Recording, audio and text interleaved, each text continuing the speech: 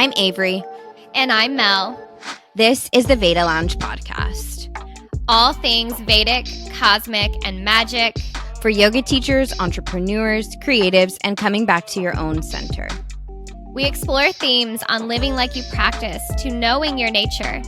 Join the conversation for an embodied homecoming to illuminate your radiance. Through getting nerdy with Vedic Sciences and self-discovery, cozy into your cosmic cadence. Hello, welcome back to the Veda Lounge Podcast. I'm your host, Mel. And I'm your host, Avery. We are so excited today to have our first guest, and it might almost feel like this came out of random, but it is something, for me, a love language. I love jewelry. I've always been intrigued by the meanings or the representation, even potentially the superstitions around jewelry, ancestors giving us jewelry, like all things around that world excite me. So naturally, I've had my own journey with exploring gemology and Jyotish and how these different, whether it's the metals to the specific stones, how they affect our vitality. So today we're having Tiffany Raines, who is a Vedic Gemologist. You guys, no, truly, you're in for a treat. Tiffany is wonderful and gives so much insight to me personally, right? I don't know much about gemstones and was, still able to sit and have such a wonderful conversation. And she really paints light and gives some wonderful, anecdotal context. And just pairing this stuff with the astrology, which I love, is fascinating. So you guys, when Mel and I went to Sedona, we met. The first place we met was Center for New Age. And we're just in there like crystal shopping and psychic seeking. And we're like, what is this actually? And so I did buy, a cat's eye stone. It's funny because when she asks and brings that up later in this episode around even myself with the blue sapphire, I genuinely go back to the version of me 11 years ago, 12 years ago, when I started making intention bracelets. I do know that there is a vibrational effect of stones. When we dive into that and understanding how it collaborates with our cells and the energy in our body, the magnetic field of our body, I mean, it all has an effect. But I want to remind you guys as we go into this episode, free will is such a big piece as well, and how you collaborate with it. And Tiffany does such an amazing job at connecting those dots. It speaks to the co-creation aspect of it, right? Is we never go into this being like, this gem is a prescription, this stone is a prescription. It's all about how we work with it. And she gets into that beautifully, right? Because there are aspects of human behavior that play so deeply into it, but she speaks really well to the power that these stones have to essentially magnify, right? So it's us working with the material. So a little background on Tiffany is that she's a highly esteemed Vedic Gemologist and Astrologer. She has nearly 20 years of experience at Astrological Gem International. She is dedicated to sourcing and offering the world's most powerful, premium quality, natural precious gemstones for astrological purposes. And she has a very specific, keen eye for detail. Her extensive knowledge and intuitive abilities really show. And like I shared in the episode, when I first saw her, an interview or basically a workshop she did, I was blown away by her.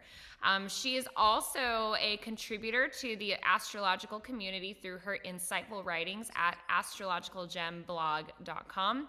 and her appearances on Gaia TV's series Crystals, Healing, Manifestation, and Alchemy. Without further ado, let's get into it. Thank you, Tiffany, for being here. Welcome, welcome. Thank you so much. It's an honor to be here, and I'm really excited to chat with you. Tiffany, I always love to just kind of give people a little bit of background. So maybe if you could kind of explain your journey and how you got to Jyotish, and then how the gemology aspect played into it. And, did those two things happen at once for you, or was it one led you to the other? Just kind of walk us maybe through a little bit of how you got here? I'd be happy to. I think I'm one of the lucky people who had my calling kind of come to me or choose me. I never actively pursued this path in life, but it just kind of clicked into place, and I'm incredibly grateful for that.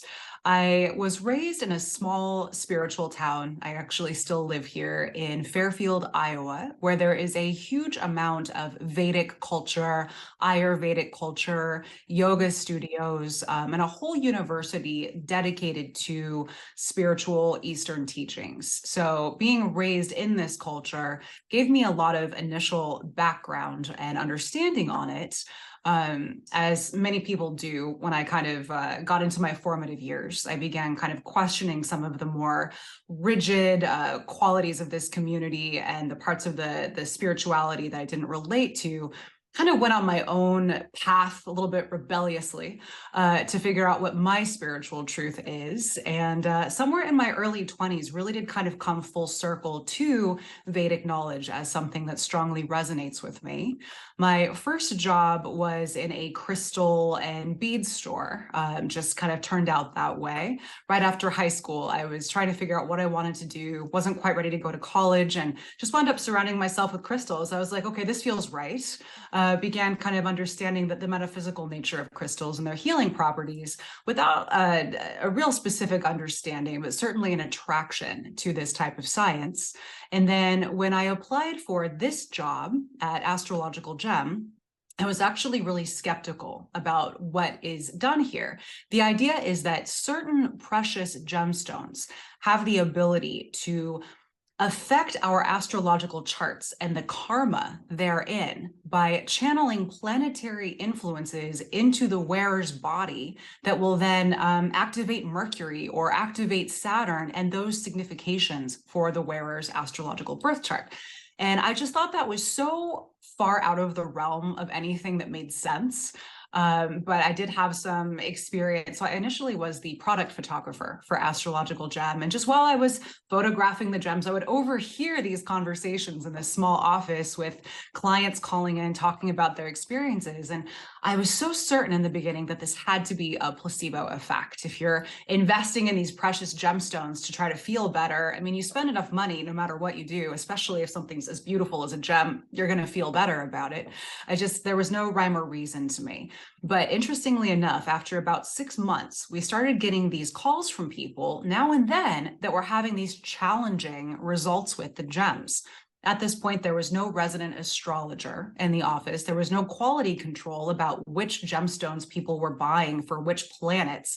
It was really kind of loosely managed. And sure enough, now and then people would have borderline disastrous experiences with certain gems. And I thought to myself, if this was a placebo effect, how is it that some people are having these very significant, clearly related experiences with the gems that they're getting, and why? Why does it work sometimes, and why does it not work other times?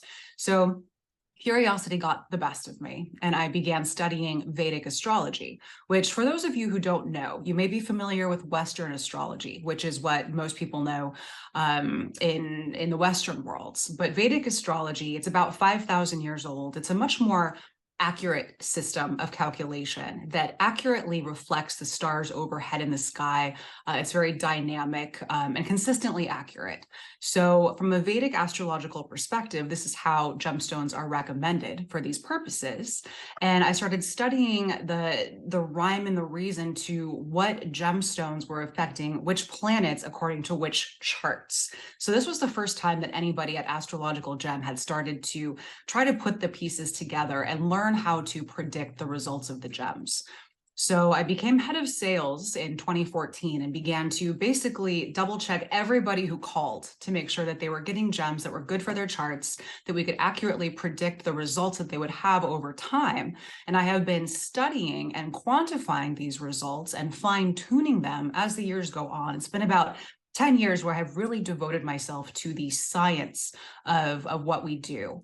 And at this point, I'm basically known as the leading Vedic gemologist in the United States. It's an absolute honor to be doing this and to represent this knowledge that is so ancient yet so valuable in our modern age. So it's definitely a fascinating line of work. It's almost curious how I got to be here, but I am unbelievably grateful for what I do. That is so interesting. Was the store just selling gems based off of planets, or like what was their original precedent before looking at charts and collaborating with this data? Great question. The business model originally was based on astrologer referral. So in the past 20 years or so, Vedic astrology has grown in popularity. There's Vedic astrologers all over the country, and something like 2 million Vedic astrologers in India. So a lot of people here in America would go on these spiritual journeys to India, get this astrological reading from an astrologer, and come back with this idea in their mind that they need a certain stone. Now, there are different methods of prescription for the gemstones, some of which unfortunately are heavily mistaken in nature.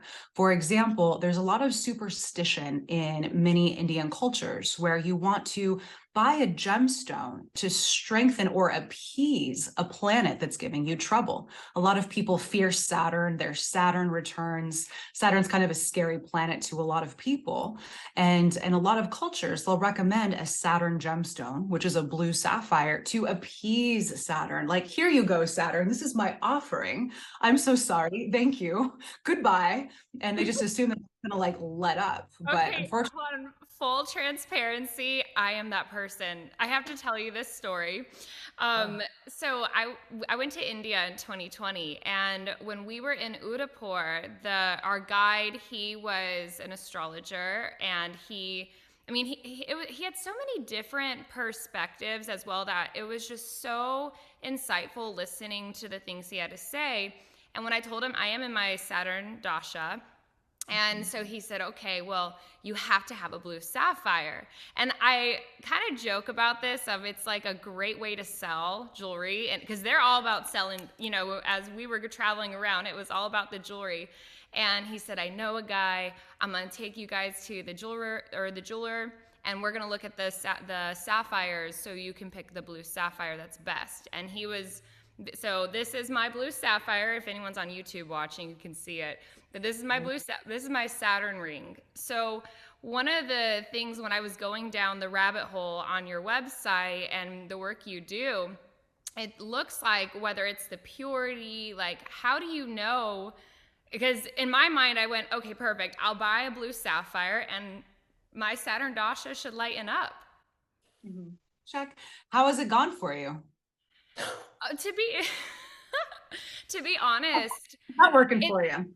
It's hard to know, right? And this is where placebo comes in, because I am very objective and open to being proven wrong. I want to grow and learn and know new things. So, but it's also this thing of it's hard to know because that placebo aspect of, okay, well, this could be helping, and then deepening into, okay, take responsibility. I mean, Saturn has been Saturning, and I'm in Saturn Rahu right now. So if you can imagine, we're one breath at a timing with it. But I don't know. I mean, that's just the truth. That's why I don't promote I'm like, I know about this stuff, but I do wear it. And it does have the opening on the bottom. So, because he was really big about that, you need to make sure that the gems, if you're wearing any gem, that it's exposed to your skin, right?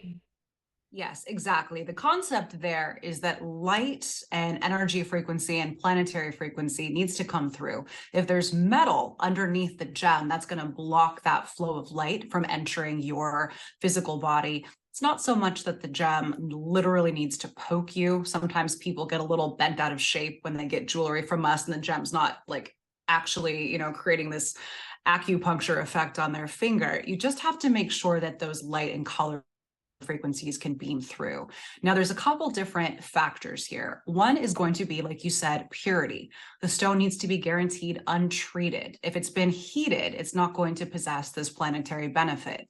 It can't have significant flaws or inclusions that are going to distort that energetic frequency from coming through the gemstone. So flawlessness is really critical. So if you did manage to get a proper Jyotish quality gemstone, which is actually kind of rare in India, there's gems on every street corner. There's so much fraud, unfortunately, in the gemstone industry in India. Oftentimes the knowledge, India is the motherland of this beautiful knowledge. So the astrological readings can be so profound, but like you said, right afterwards, they basically take you by your shoulders and shuttle you into this other room and lay out all these gems. So, it's a business model that, and people are so inspired after that reading, that they really want to move forward. So it's a little bit, unfortunately, questionable, the quality that you're going to get when you're there and how powerful it's going to be. But like you said, it could be a placebo. And this is one of the reasons that the methods of recommending gemstones in India has, the knowledge and the wisdom has become convoluted and lost, because with these low-grade gems that aren't really doing a lot of anything, you can basically just imagine whatever you want to in terms of how it's working. And like you mentioned, you're in your Saturn Mahadasha. A lot of astrologers only recommend gems for these planetary periods. For those who don't know, a Mahadasha is a planetary period where the planet is creating this overlying theme of influence for the duration of that period. Saturn Mahadashas are this 19-year period where Saturn really kind of weighs down on a person, but Saturn is one of the most misunderstood planets in astrology. It really represents some of the highest qualities of humanity: discipline, adherence to spiritual growth, structure. They're just the things that they're not necessarily fun, so we don't necessarily want to focus on them. And if we don't focus on them, if we don't find that structure and that discipline, Saturn will actively crack until we get figured out. So it's a tough love. It's a very stern teacher, but it's a very valuable teacher. So the nature of the gemstone that you're wearing, and let's assume that it's proper quality and that it is effective, we have to then talk about the nature of Saturn in your chart. For some people, Saturn is actually a functional benefic, or in other words, a good planetary influence for them. They have a natural relationship with Saturn that is balanced, and you might just simply find that the stone helps you ground and it helps keep you clear and focused. For other people, the relationship they have to Saturn can be not supportive, if not outright dangerous. And that's where we have to be careful. We have had people in the exact same situation as you, got these readings, got shuttled into the sales room, spent way too much money on a very poor quality gem, and nonetheless still had adverse experiences and lost trust in the entire science. So there's so much that needs to be done to restore integrity to this line of work when we're working with both the astrological factor and the selling of the gemstones. So it's kind of an interesting place for me to be in. And there's been a little bit of stigma in the astrological community as I began doing astrological charts for people and representing Vedic astrology itself and not just selling gems. People were concerned there was a conflict of interest that I was doing this, but I believe so firmly in only offering gemstones that are going to be beneficial for people and safe for them to wear. And I will always decline to sell something, no matter how big of a sale it would be, if I have any hesitation at all that it's not going to be beneficial. So transparency is huge for us. I can get a little bit wordy, it gets a little bit analytical at times, but I'm doing my best to make this as accessible as possible to people and relatable as possible, because when we have this ancient technology that can basically have tremendous karmic impact on our lives, it's incredibly worth exploring, and given the investment, doing it right. So that's why I'm here. Well, it comes from the earth, right? Gems are part of our natural, but also I think the big thing, and I found this early on too, and this might be the Saturn in me, is that we can't shortcut lessons, right? Like I can, work with yantras or do these different things, but I find that what helps the most is my lifestyle choices and that conscious awareness, right?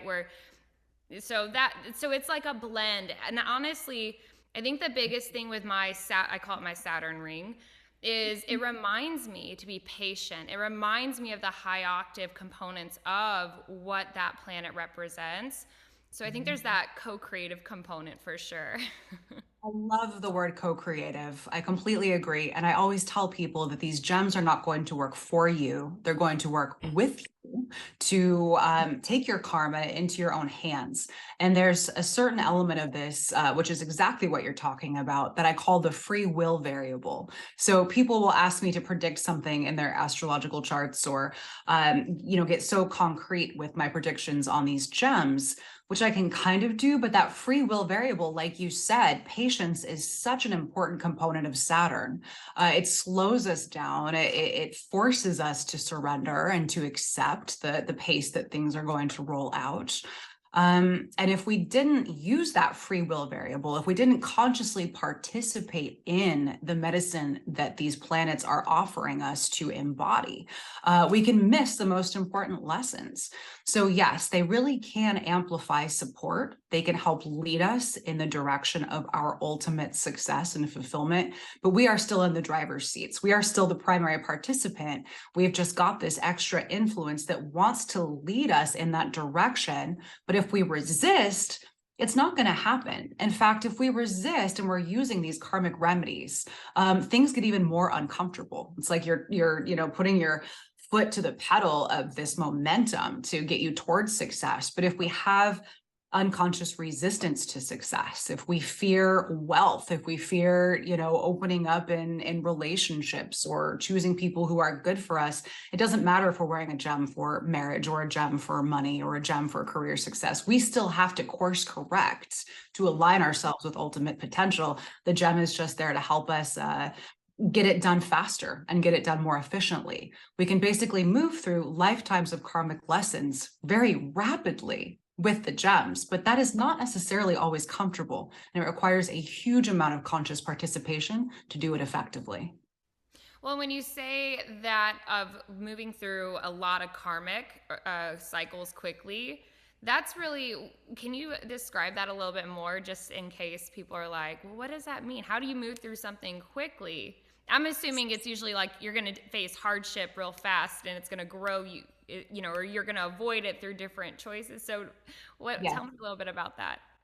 Yes, hardship's an interesting word. I would almost go as far as to say obstacles. You may face obstacles that will prime you and train you to overcome them in really kind of rapid fire ways.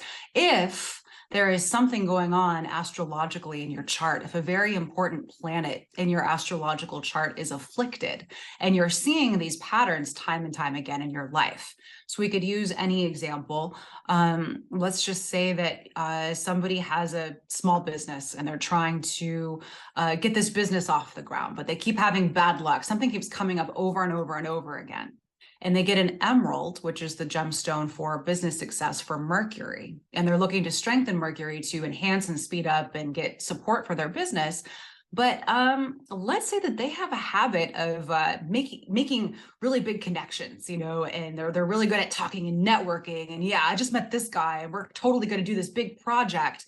But they don't actually have the follow through to pursue it. And in their mind, this belief is, I'm making all these connections, but nothing's happening. But it's actually their lack of follow through. Something may happen. For example, this big lead, this big connection may suddenly come out and be like, hey, I had this massive opportunity for you, but I didn't hear from you. Or, and suddenly it's like, oh my God, I need to sharpen up. I need to follow through with this. I need to reach out. Wait a minute. I actually have a fear of following through. I'm actually terrified of executing this thing that I talked to with my friends all day long and have for the past 10 years and haven't actually done. So all of a sudden it'll align you with what you want. But if you have these blocks, they're going to come up immediately to basically smash them.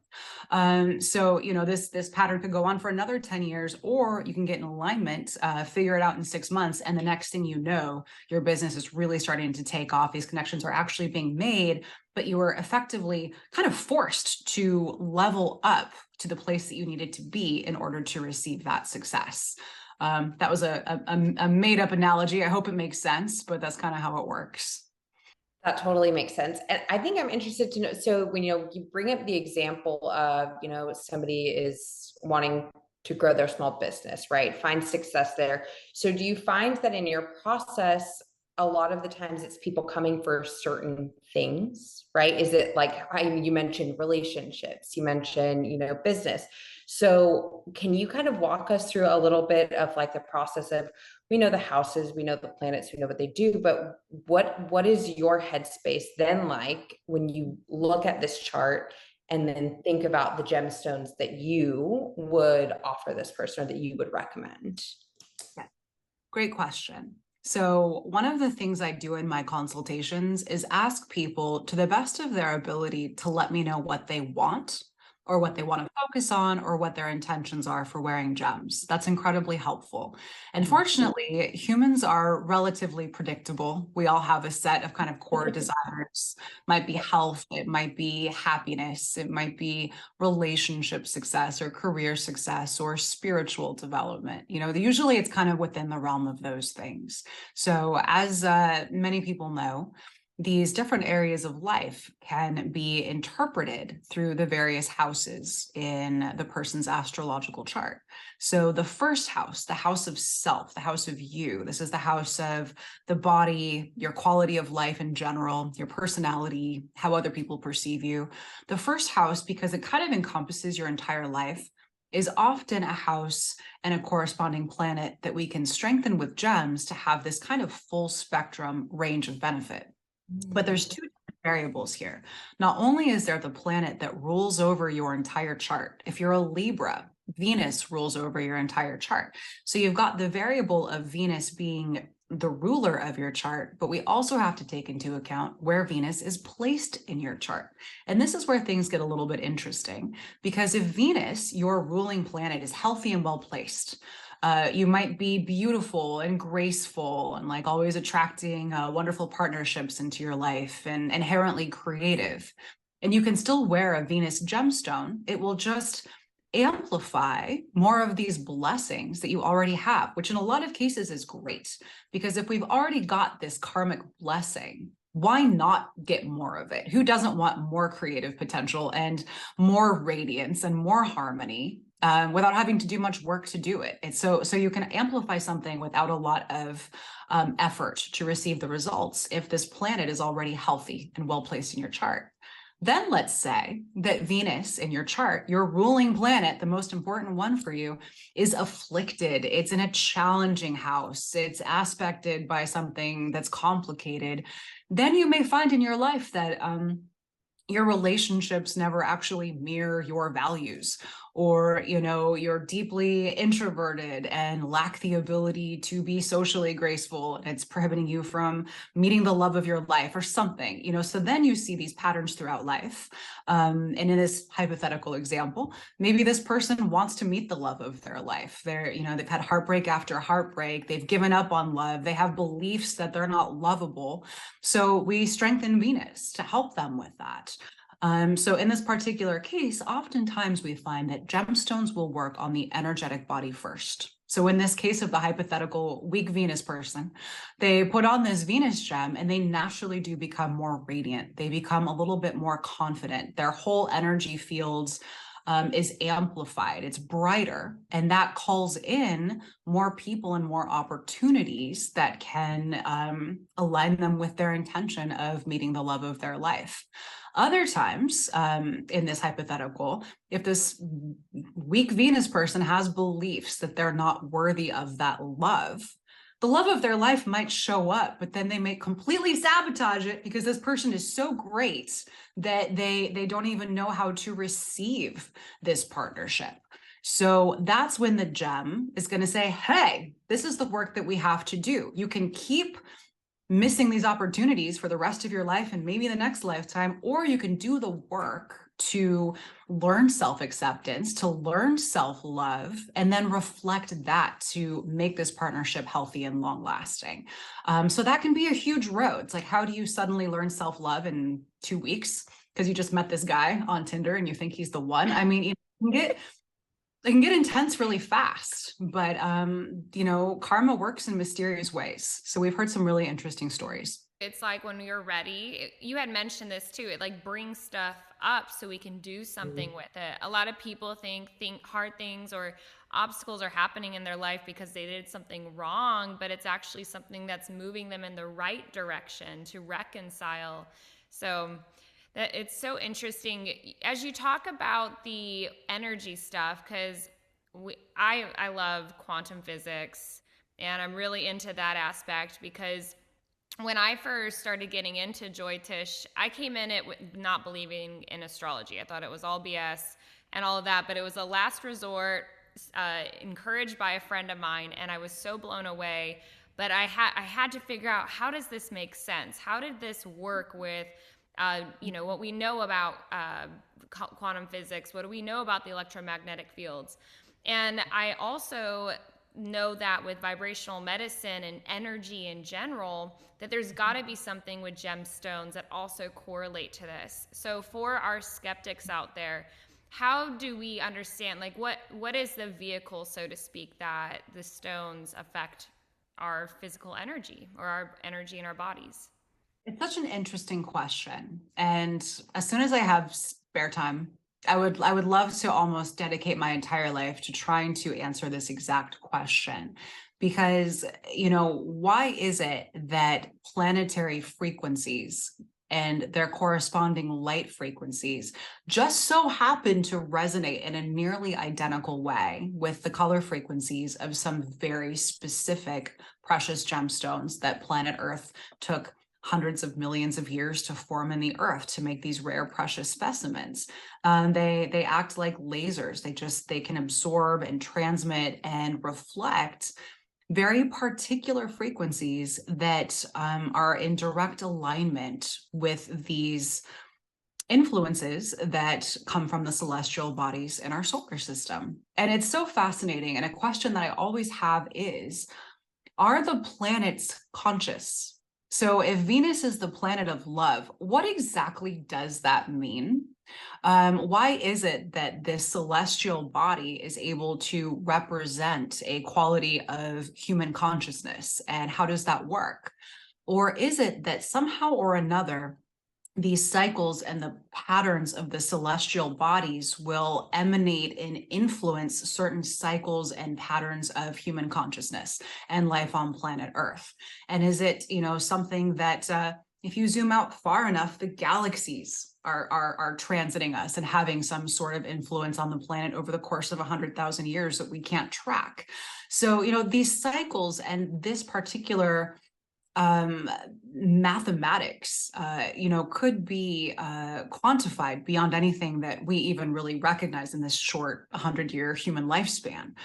So it's quite fascinating to me. But I think at the end of the day, I do suspect that the planets are conscious on some level and somehow have the ability to reflect these divine qualities that human consciousness then is able to transmit and adopt. And the gemstones happen to have these corresponding frequencies that they can transmit and beam into us to enhance those qualities. And I think one of the main reasons I feel that the planets very well may possess some form of celestial or cosmic consciousness is that, as far as I'm concerned, planet Earth is conscious. You can't tell me this planet's not conscious. So if this planet's not conscious, maybe a big gaseous planet, has the potential to possess some form of cosmic consciousness as well. And that's just what the gemstones somehow are able to channel into us. So I know it's a little more abstract. I wish I had a report I could print out and show you a graph that explains it. But all we know really is that it works. We've known for thousands of years that it works, and we can track results that verify that it works. Some of it can be left to faith, but universe willing, I would like to attribute it to science if I can figure out the mechanics of it. So. Well, I think it actually can be deeply attributed to science when we look at patterns and I love looking back in history and how things repeat. So when we talk about consciousness, but also what's the vehicle that's happening through, the data and the biophotons and just in our atmosphere, what is all around us, and our body is constantly absorbing these different things, and also releasing these things. I've never heard someone acknowledge Earth being conscious. I mean, obviously I know the Earth is living, but in relation to, well, we're on a planet.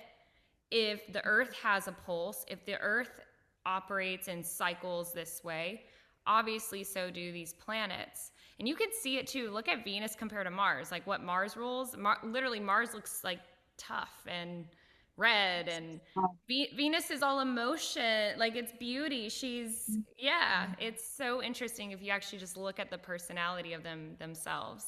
It so is. And these cultures throughout millennia seem to pick up on this. The Roman gods and the Greek gods, somehow intuitively, Mars has always been the god of war. Mercury has always been the messenger god, the god of communication. Venus has always been the goddess of love, So somehow instinctively, we seem to know and understand it, which is fascinating. And then Jyotish, or Vedic astrology, Jyotish is Sanskrit for the science of light. So, somewhere around here, we know that there is a huge amount of data. I love that word, coming through light frequency, coming through energetic frequency, coming through planetary frequency. And gems are just sort of this little radio transmitter of that information, however that works. I love that explanation. That is absolutely beautiful. So, I mean, when we talk about this aspect of, right, we've known this for so long, it's almost this innate knowledge that we as human beings have just carried with us over time and time again. I mean, are there any stories? I mean, we talked a little bit about the naysayers, right? Or for our skeptics, because I myself, right, everything through a very skeptical lens, but is there anything that you can share, or one instance in particular, maybe that you feel comfortable sharing, that can kind of speak to like the potency of it? I know we've given some examples, but anything for you that you've witnessed and went, wow, this is, there's no doubting it. I feel like I need to write a book, because if I was just tell the story of my life relative to the gems that I wear, there's no denying it. And I've also thought to myself, we have so many client stories. I need to reach out to some of these clients and get their permission to share these stories. Some of this stuff is so personal. I feel a little odd about sharing it, but one of the most recent ones, I have a client I hadn't heard from for years, but she was struggling with infertility. She had done all of these IVF treatments, and astrology was basically her last resort. So we activated her fifth house, which is the house of children karma, with gemstones. And I didn't hear from her for several years, but she just called me the other day and was talking about gems and stuff. I'm like, oh, I remember her. Oof, I remember that, And so she's like, anyway, I'm pregnant with my second child, and was what? I'm like, ma'am, and you didn't call me and tell me, like, what? And then she just mentions that she's 51. Oh, wow. So I play this game a lot. I call it, what are the odds? Yeah. It often tells me that we're on the right track. Like, what are the odds? So that's an example. And then my dad gives me permission to tell what happened with him. About 15 years ago, my father was going through a divorce with his second wife. It was swift, it was brutal, and she took everything, including the silverware. He was just left in this huge empty house. The real estate market was not good at this time. He put the house on the market and it did not move. For I think 7 or 8 months, it just sat there. And so in his chart, he needed to wear a pearl to activate his fourth house, which is emotional relief and real estate success. So that was kind of a double plus for him during this time. But he was hesitant to wear a giant pearl. A lot of our gentleman clients are a little bit hesitant about that. So I put it in this pendant that he could wear underneath his clothing. Nobody had to see it. He took the leap of faith. And within 2 weeks, 1 or 2 weeks, he had 3 calls to buy this house, one of which was asking more than he was asking. They were offering more than he was asking, because it just so happens the relatives were nearby or something. They were just really, really wanting this house. So again, what are the odds that we go from nothing to 3 offers within a couple of weeks of wearing a gem? Even if it's a pearl and it's not manly, it did the trick. Well, So it's resonance, right? Because each specific gem, and based off of what you're doing, it's that resonance that creates the electric, but also the magnetic of repelling and attracting. And I think for people to help wrap their minds around this, it almost also is like when we embody an intention and you are, operating from a resonance or a belief, you're going to see proof for that. It attracts more of it because you're operating from that state of beingness. So it's almost like the gems can color our state of beingness to magnetize or potentially repel these different things, right? Again, we are subatomic beings in skin, right? So yes, and you bring up such a critical point, which is that working with the gems, setting an intention for them, makes them so much more powerful. And I would not be surprised if we have enough alignment to manifest things and set an intention and have them manifest. We don't even need the gems, but they can turbocharge our intentions so rapidly, especially if we're able to make the connection between our intention and our astrological chart. I'm sure my dad could have set the intention to get that house sold. I don't know, without that planetary karmic assistance, if he would have gotten those 3 offers in 2 weeks, but it still could have happened. There still could have been this alignment. But it's basically turbocharging what we have the ability to do instinctively on our own. I have a question I have to ask. So I know that this is, well, I guess it could be associated with Rahu, but in the community of crystals and stones, you have the tektites and those different things. So Moldavite is a popular topic that people dive into. And naturally, I was intrigued. So I did the Moldavite thing, and sure enough, it did tumble and shift so much in my life, to the fact that the night that I bought it when I was in Sedona, I had gotten out of the shower. I was holding it in my hand. I had the chain hanging. I mean, just carrying a gem out of, or, my necklace off of the counter to my nightstand. And the chain hit the outlet and it exploded and I got electrocuted. And it was by the way, my Rahu is in Scorpio and I just started my Saturn Rahu. My mentor had said, I think the degree is 16 degrees, so it's like close to a kundalini. It's literally like electricity. Anyways, so that experience with Moldavite was really wild for me. And I'm curious if you have clients that talk to you about Moldavite, or your thoughts on this whole Moldavite thing that in a lot of spiritual communities, people are getting curious about. Yeah, Moldavite is something that I get asked about a lot. It's not something that we carry because it's not a traditional astrological gemstone. For Rahu, Hessonite garnet is the traditional astrological gemstone. So what is fascinating to me, though, is the amount of profound effects people have in the crystal healing worlds, which can, there can be correspondence with astrology.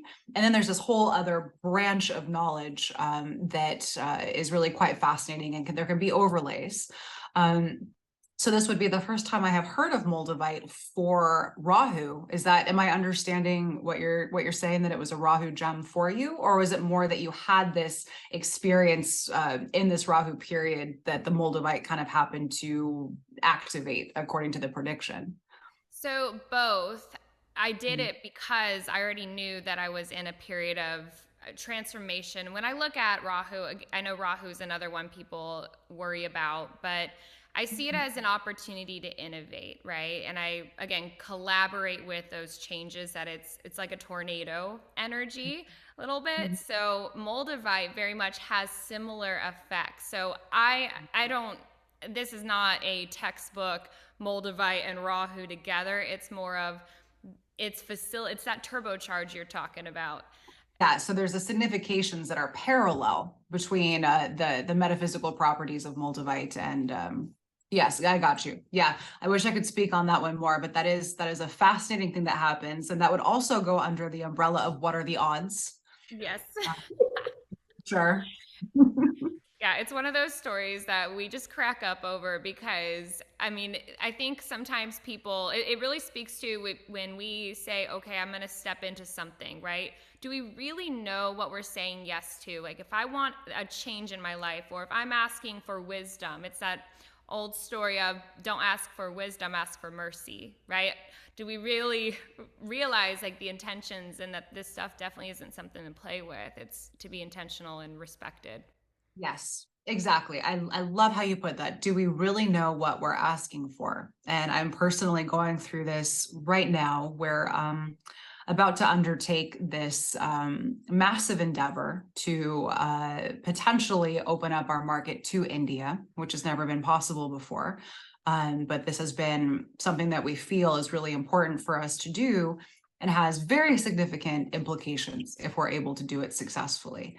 And part of what I'm recognizing for myself, if I'm going to be an ambassador of this knowledge in the motherland where it came from, I really have to be in such a state of alignment with this information, with myself, and to align myself with this kind of next level of success in my career means that if there's anything that I still haven't worked through that's holding me back, insecurities about being the face of this knowledge that I represent. I tend to be very introverted and very nerdy. And I know I have to start being out more. And I am starting to do more interviews and talking to people, but it's pushing me to my absolute limits of my comfort zone to be on this side of the camera. But it's something I know I have to do. I have to get over these insecurities to get to this next level of success. But it is sometimes unbearably uncomfortable to be trying to come out of this shell. But that's exactly what I'm working on right now. Trying to get ahead of that. I don't quite know what I'm asking for. Like, I know that I believe that the gems, I believe that my calling has this mission for me to get this knowledge and this understanding out to more people. But I'm just this little homebody. So what does that look like? How do we rise up to reflect that success that on some level we desire and we know is meant for us? It's a big question. This is where I feel the compassion is so important when we deal with our karmic path or pursuing our purpose and mission, because usually it's probably not what is most comfortable to us, right? And I think that one of the gifts that Jyotish and yoga and all these practices offer is the awareness. So we don't go, oh, I'm crazy or I'm bad at it, but we see it as curriculum, right? Like, okay, this is where my mission's orienting me. This is the curriculum I get to learn. And that's how you become good at something, right? I feel like in our Western culture, we are all about the arrival. And we don't highlight that process to get to the arrival. And wouldn't it be interesting if learning, if that curriculum is almost the entire point of being here? Yeah, I think it is quite possible that a huge part of our journey as humans with this unique quality of consciousness that we have is to learn. So I love your use of the word curriculum, and I would suspect that astrology and the study of our charts gives us a blueprint of this curriculum and the things that we are here to learn. And it's so helpful to have that blueprint to understand our inherent strengths and to look at these areas of weakness that we can focus on to evolve. And I like what you said about it not necessarily being comfortable to lean into these growth points. I would even wager a bet that it is the least comfortable thing we can do to lean into these growth points. But wouldn't it be interesting if these traumas and these triggers and these levels of discomfort that we have are, if we can transmute them, actually going to lead us to our greatest success and our highest calling? I don't know for sure, but I would not be surprised if that's the case.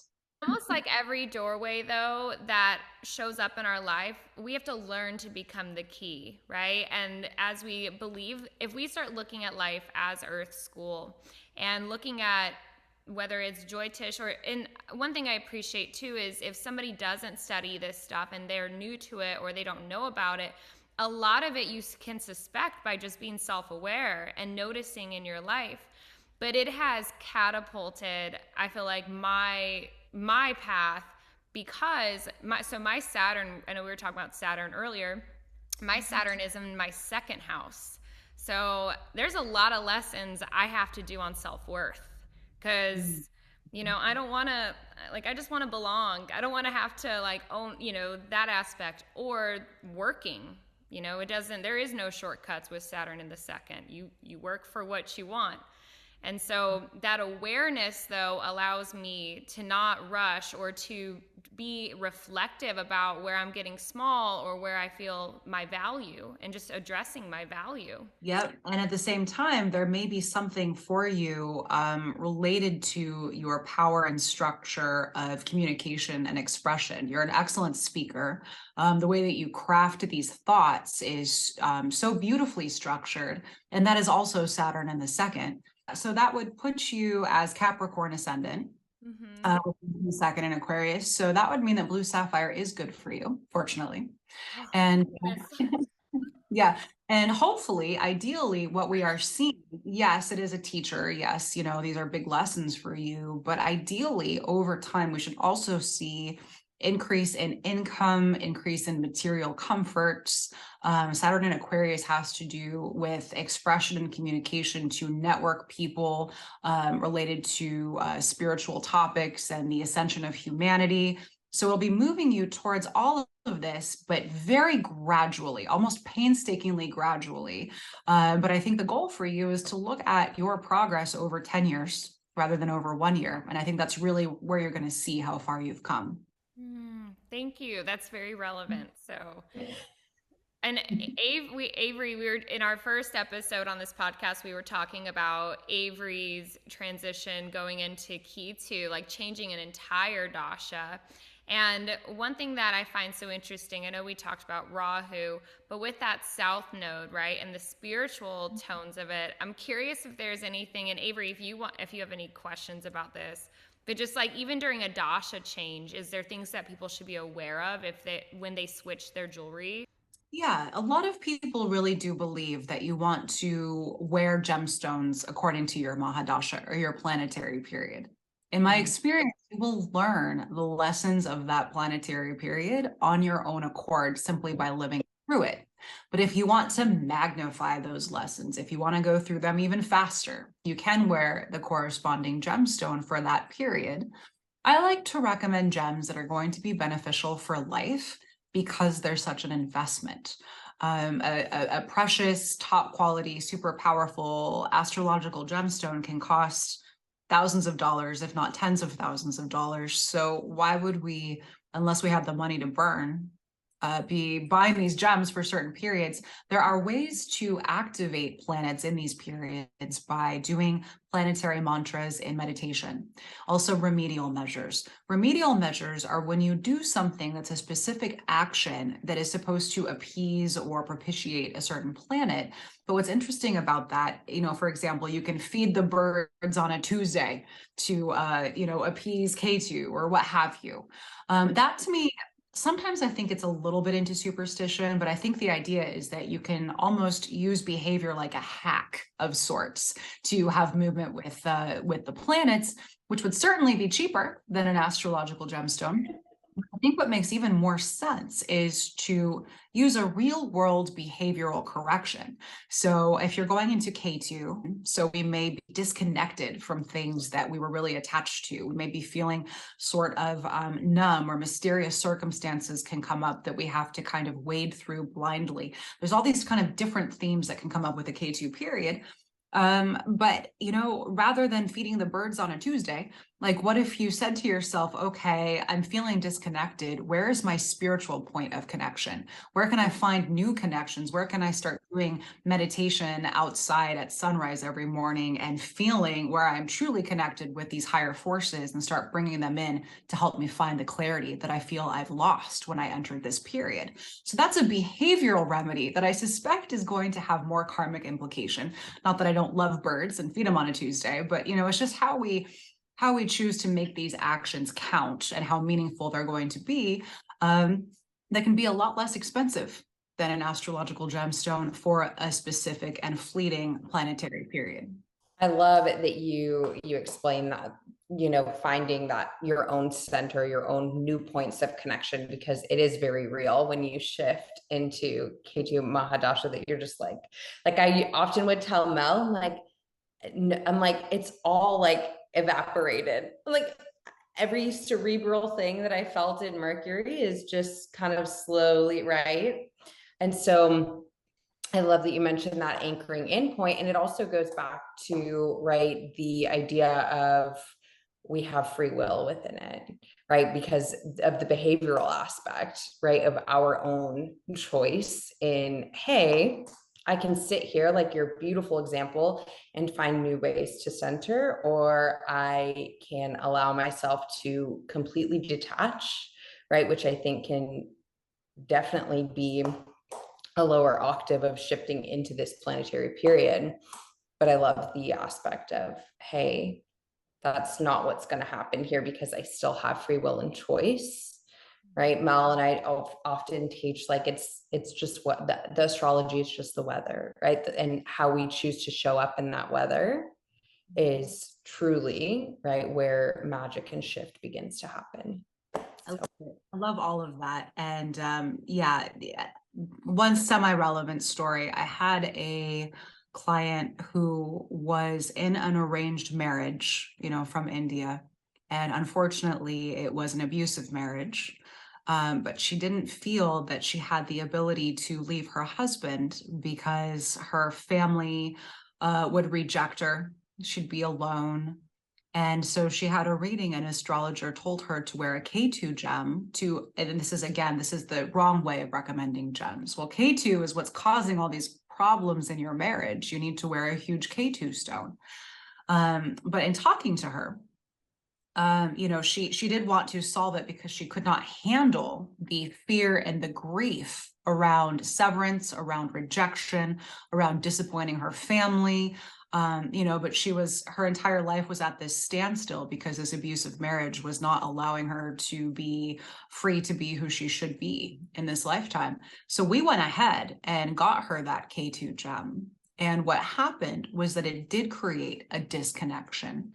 It almost was like a numbing agent that allowed her to let go of the fear and the anguish and the concern around being rejected and file for divorce.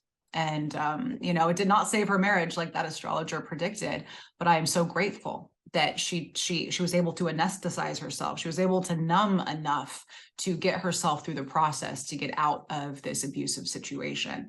So that was a case where, it's kind of a unique way of going about it.